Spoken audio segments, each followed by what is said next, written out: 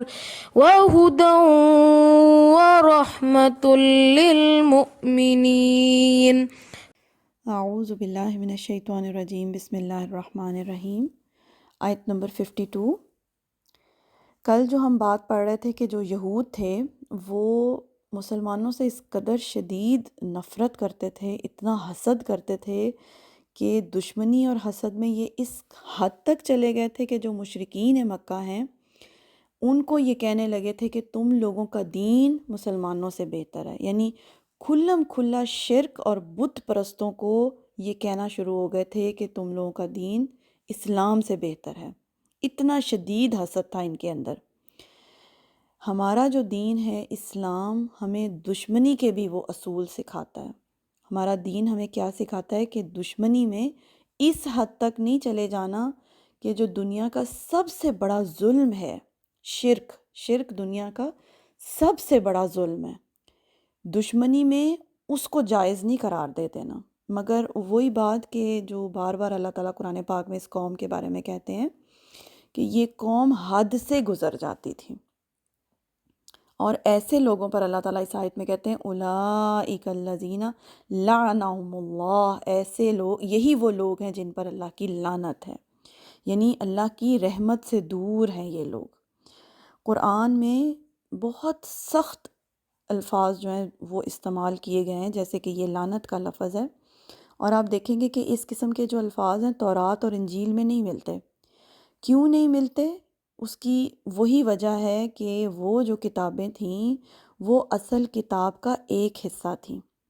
قرآن جو ہے وہ لوح محفوظ کی کامل اور فائنل کتاب ہے، اس میں ہر بات کو مکمل اور واضح کر دیا اللہ تعالیٰ نے، کیونکہ اب اس کے بعد اللہ تعالیٰ کی کوئی کتاب نہیں آنی، تو جو سزا ہے وہ فائنل اور مکمل طور پر اللہ تعالیٰ نے بیان کر دی ہے۔ اکثر جو کرسچنز ہیں، اہل کتاب ہیں، یہ اعتراض اٹھاتے ہیں کہ جی قرآن میں کیسے جہنم کی خوفناک قسم کی باتیں بتائی جاتی ہیں، سزائیں بتائی جاتی ہیں، اللہ کی لعنت کا ذکر ہے اس کے اندر۔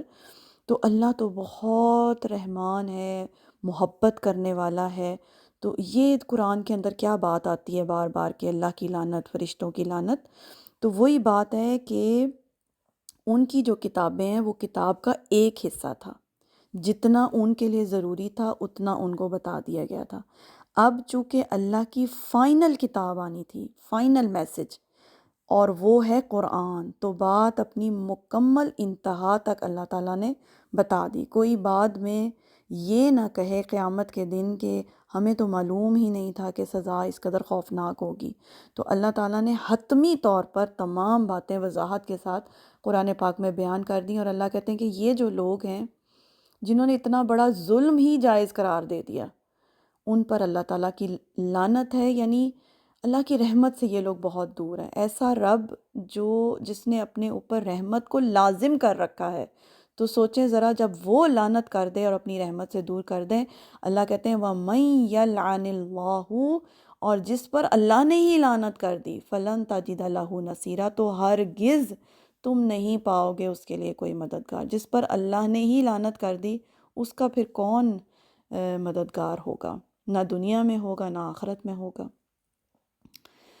تو یہاں پر آج ہم مکمل کرتے ہیں۔ سبحانک اللہم و بحمدک، اشہد ان لا الہ الا انت، استغفرک و اتوب الیک۔